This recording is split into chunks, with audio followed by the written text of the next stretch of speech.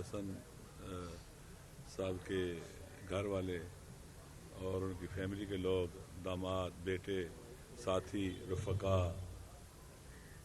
Parliament کے نمائندے elected جو حقیقت میں تھے، اور باقی جو حضرات یہاں موجود ہیں، سب کو شکریہ ادا کرتا ہوں کہ آپ یہاں تشریف لائے اور باہمی طور پر ایک دوسرے سے ملاقات کا موقع ملا۔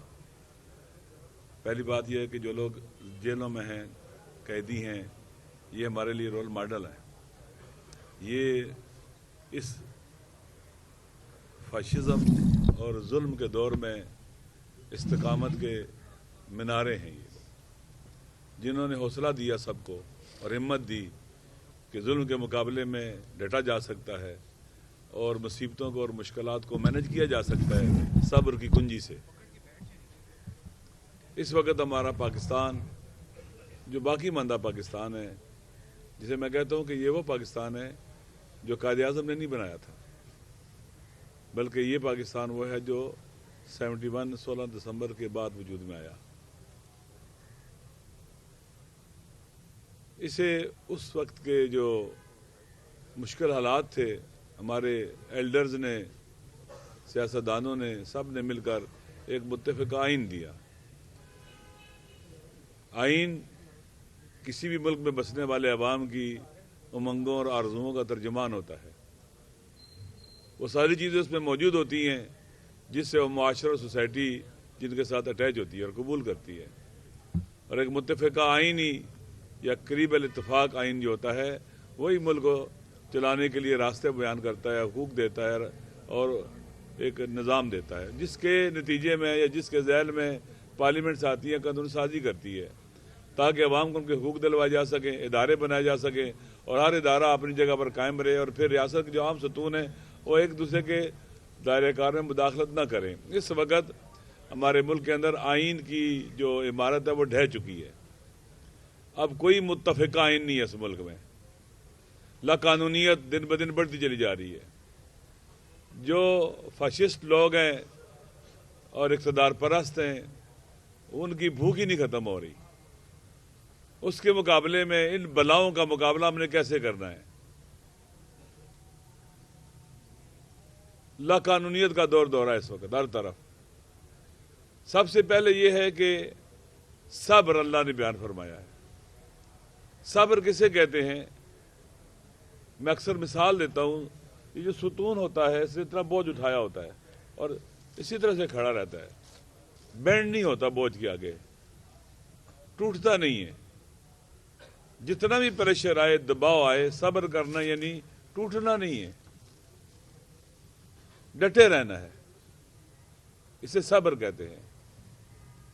ہمت نہیں ہارنی، مایوس نہیں ہونا، نا امید نہیں ہونا۔ بالآخر طول تاریخ کے اندر ہر ظلم کی سیاہ رات ختم ہوئی ہے، ایسا نہیں کہ نہیں ختم ہوئی۔ صبر کے ساتھ استقامت ہے۔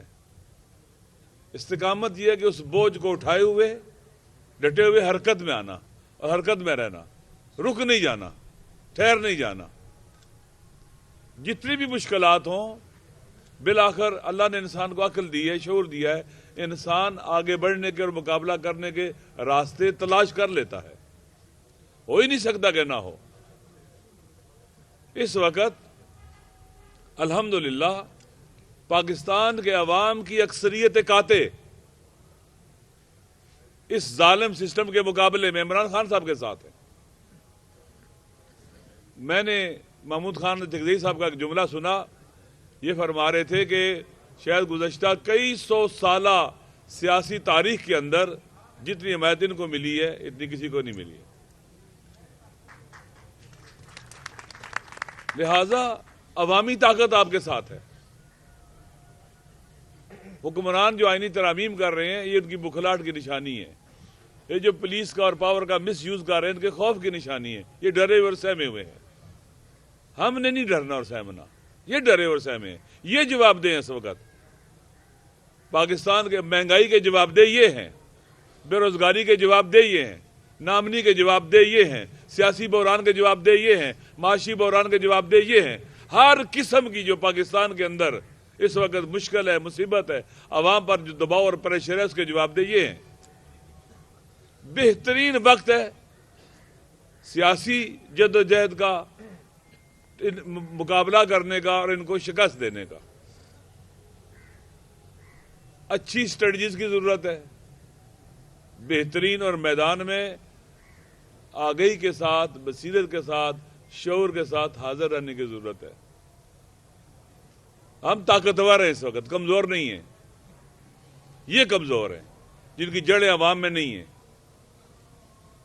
آپ دیکھ لیں کہ پورے پاکستان کا ذرا جائزہ لے لیں، جو بھی ہم پر مسلط ہے کسی کی بھی جڑیں عوام میں نہیں ہیں، حتیٰ اسٹیبلشمنٹ کی جڑیں بھی عوام میں نہیں ہیں۔